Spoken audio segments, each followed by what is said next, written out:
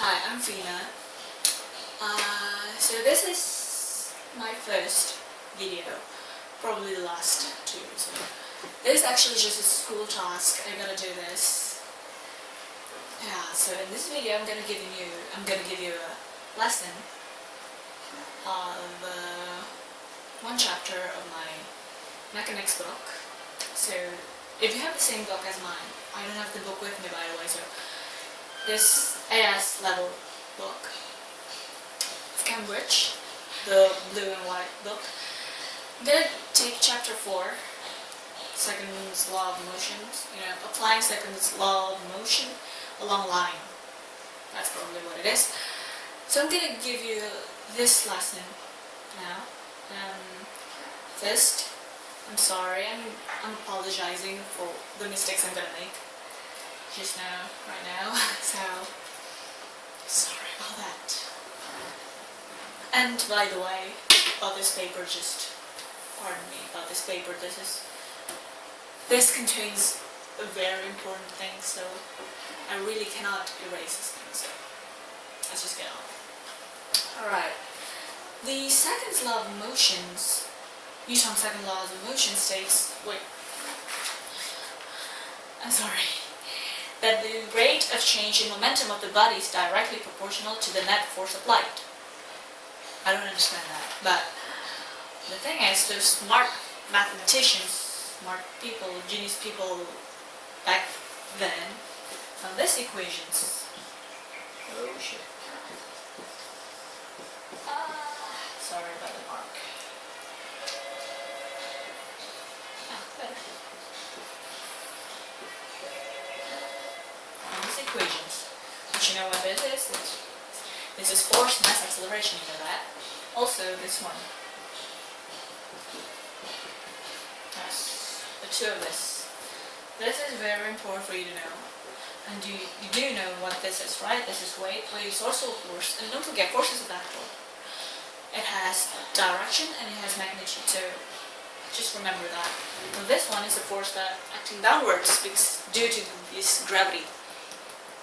Gravity is also acceleration, so yeah, this weight is a force moving downwards.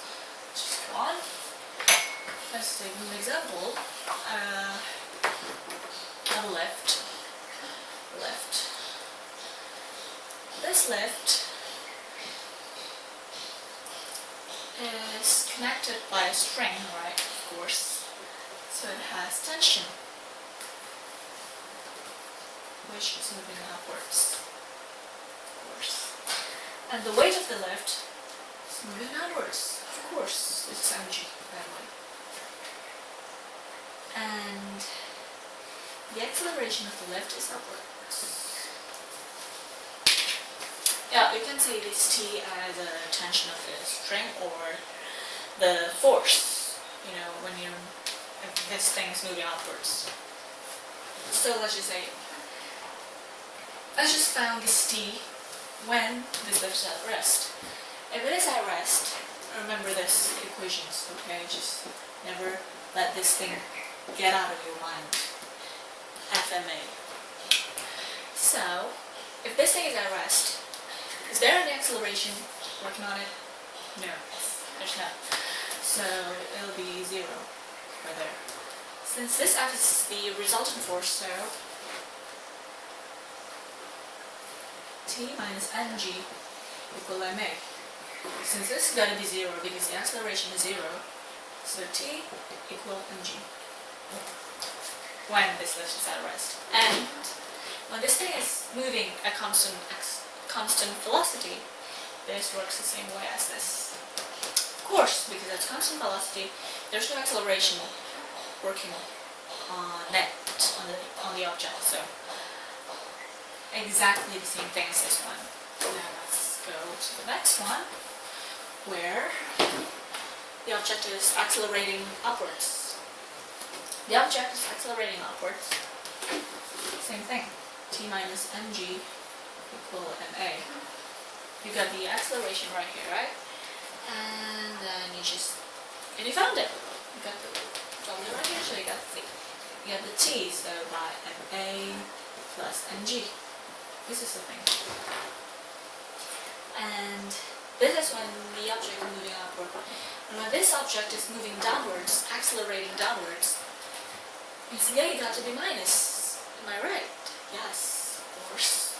Yeah, the acceleration of the object must be minus. So it goes like this. Minus and A. Because the A right here is minus. So we find the T by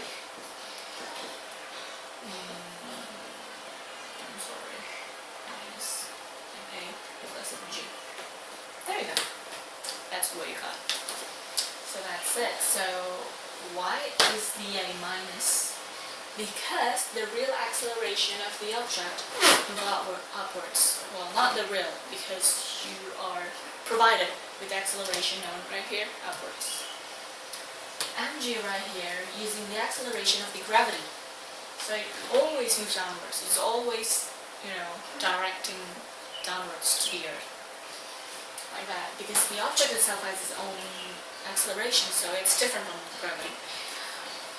Okay. That's it. For the left. I'm gonna go to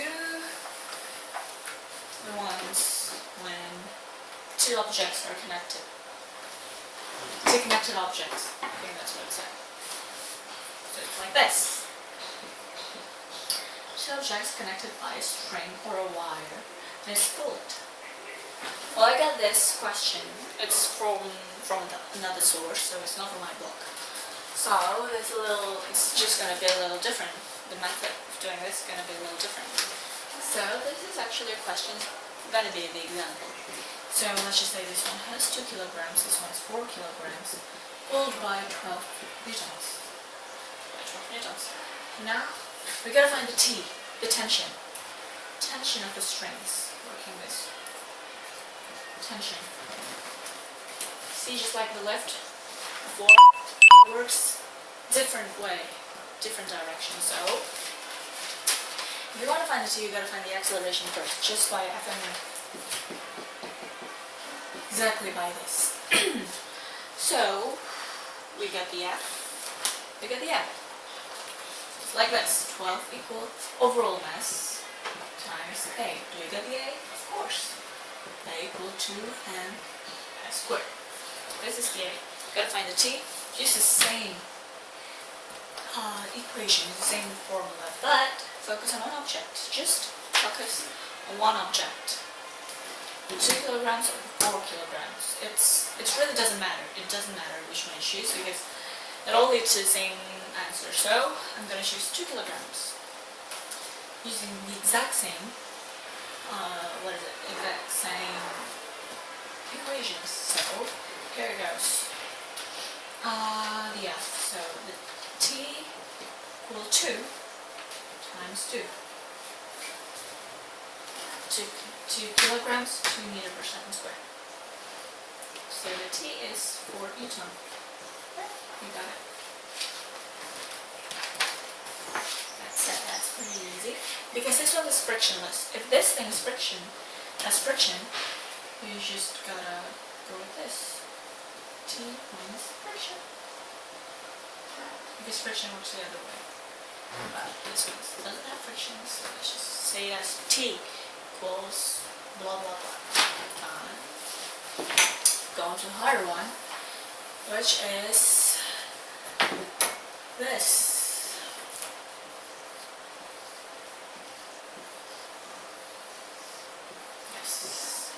This is also from the same source of the ones before. So let's just say this one is 6 kilograms. And 6 kilograms. Find the T again. So let's just write it here. This thing is based on the weight. So this thing moved by the force due to gravity, so we don't need to put on another force, you know what I mean, if you do know what I mean. It's pretty good. Since it's moving downwards, so the acceleration is also downwards. Gotta find the T. It's here. This is the T. This is the T. So, gotta find the T. t, since you know the acceleration, since you know the direction of the acceleration, you can find it. My FMA, again. So, the F is 60, the M is the overall M, which is 12 times A. So the acceleration of the system is 5 meters per second squared. Done. Got the A. Now we've got to find T using exactly the same equations. So, again, same method. Choose one. Choose one. So I'm going to choose one of this. Since it's two of this, has the same mass. So, no problem choosing neither of them. So, I'm going to choose whatever is going to be the same. So, exactly the same. So, 60 F M A. Sorry, this is supposed to be T. See? This is the T. Well, from the first time I knew this T won't be bigger than 60. Of course, if it is bigger than 60, you won't be moving downwards. Am I right? It's obvious. It's really obvious. Okay, so that's it. Actually, the main thing you should know. Oh, and there's one more thing. It's exactly like this one, but a little different by diagrams. Oh god, I'm sorry. It must be pretty loud there. So, it looks like this. See? Exactly the same thing. Exactly the same thing. It's just looks like this. Exactly the same thing. But yeah. All the method and theory are all the same. All based on FMA. But if you are provided by you're provided with the speed, the U and V, initial speed, final speed, you can use the SUVAT formulas, the V equal U plus AT or V squared equal U squared plus 2AS. You can use that too. Because the main thing is that you just gotta find the A, the acceleration, and you gotta find the T. That's it. T or N, normal force. That's it actually. The basic thing of this chapter 4 book. So that's it, I guess. And I'm sorry for the mistakes I made because I don't think I'm pretty clear on explaining stuff, so okay. Sorry, and thank you for watching.